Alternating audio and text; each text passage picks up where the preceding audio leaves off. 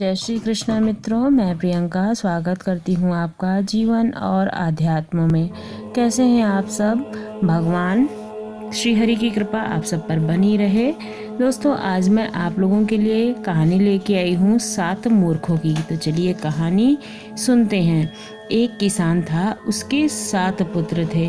सभी अव्वल दर्जे के मूर्ख और धूर्त थे और आलसी भी थे साथ साथ। कोई भी कुछ काम नहीं करना चाहता था और खुश भी नहीं थे। सारा दिन बेकार इधर उधर घूमते फिरते थे।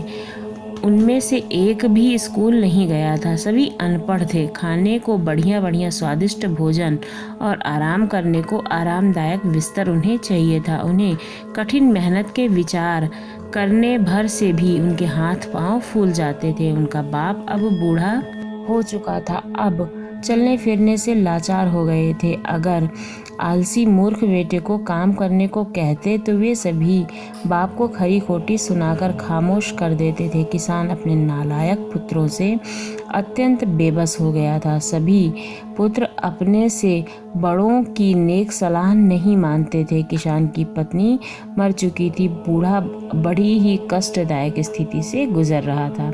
एक बार उसके पड़ोस में किसी किसान के घर में भैंस ब्याई थी। उसने अपने मूर्ख बेटों को बहुत सा दूध दिया ताकि वे खीर बनाकर खा सकें।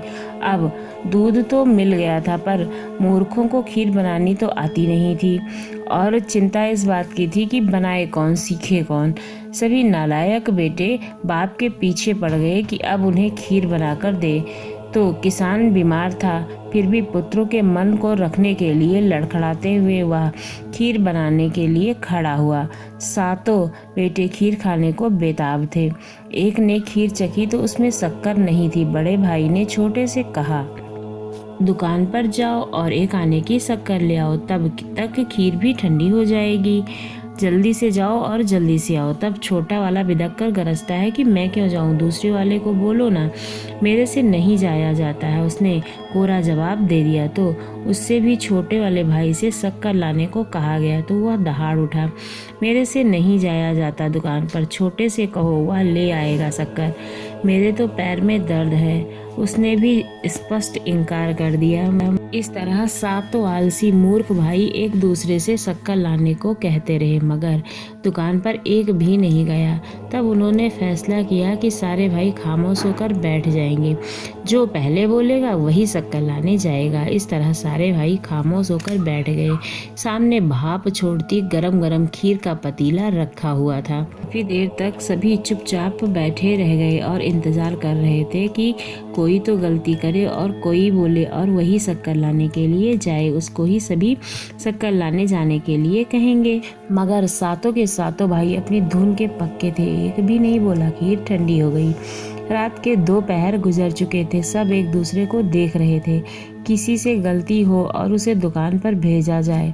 काफी समय गुजर गया, तभी घर का दरवाजा खुला। देखकर 2 आवारा कुत्ते अंदर घुस आए। धीरे धीरे सहमे सहमे वे खीर के पतीले के पास आ गए। किसी ने भी भगाया नहीं। कुत्ता ताज़ा खुशबूदार खीर देखकर अपने आप को रोक नहीं पाए। बुत बने 7 भाइयों को नजर भर देखा, फिर डरते हुए मुंह खीर के पतीले में डाल दिया। इतना सब होने के बावजूद भी कोई नहीं बोला।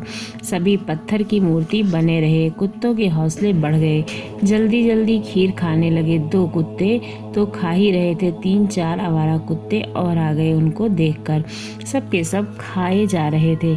आज तो मूर्खों की वजह से कुत्तों के भाग्य खुल गए थे। भला आवारा कुत्तों को खालिस दूध की खीर कहाँ खाने को मिलती है। सब भाइयों के सामने उन्हीं की खीर अब कुत्ते खा चुके थे, फिर भी वे खामोश थे। कोई बोलने के लिए तैयार नहीं था।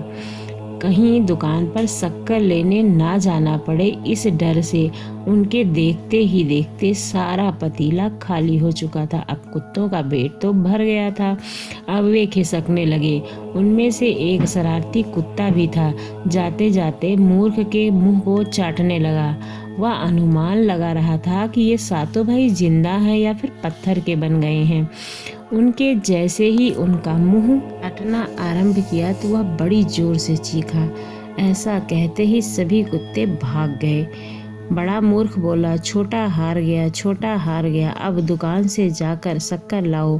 बड़े भाई का कहना छोटे से नहीं माना जा रहा था। उसने सामने खीर का पतीला पड़ा था और सभी उसे शक्कर लाने को मजबूर कर रहे थे। सातों भाइयों का विवाद सुनकर उनका बाप जाग गया। उसने जब सारी बात सुनी तो अपना सिर ही पीट लिया, आगे बढ़ा और बड़े मूर्ख बेटे को जोर से थप्पड़ मारा। बड़ा बेटा थप्पड़ खाते ही अपने गाल सहलाते हुए बाप को क्रोधित नजरों से घूरने लगा। बाप ने गंभीरता भरे स्वर से पूछा, मैंने तुम्हें थप्पड़ क्यों मारा है? बुरा सा मुंह बनाते हुए उसने जवाब दिया कि मुझे क्या पता, थप्पड़ आपने मारा है, आपको पता होगा कि आपने क्यों मारा है थप्पड़ मुझे। मैंने तुम्हें थप्पड़ इसलिए मारा क्योंकि तुम सब भाइयों में से बड़े हो। अगर तुम आलस त्याग कर शक्कर लेने के लिए चले जाते तो छोटे भाई भी तुम्हारे ही रास्ते पर चलते, छोटे भाई तुम्हारा एहसान मानते, तुम्हारी इज्जत करते। तुम बड़े भाई के जैसे प्रेम करो, अभी छोटे भाई तुम्हारी इज्जत करेंगे और मजे से खीर भी खा रहे होते और खीर का भरा पतीला तुम्हारे सबके पेट में होता। अगर तुम्हारी मूर्खता और आलस्य की वजह से तुम्हारा भोजन कुत्ता ना खा गया होता। तुम भाइयों में द्वेष, नफरत और नाराजगी के भाव पैदा हुए थे। सारा नुकसान तुम्हारा ही हुआ। मूर्खता और आलस की वजह से हमारा सारा भोजन कुत्ता खा गया।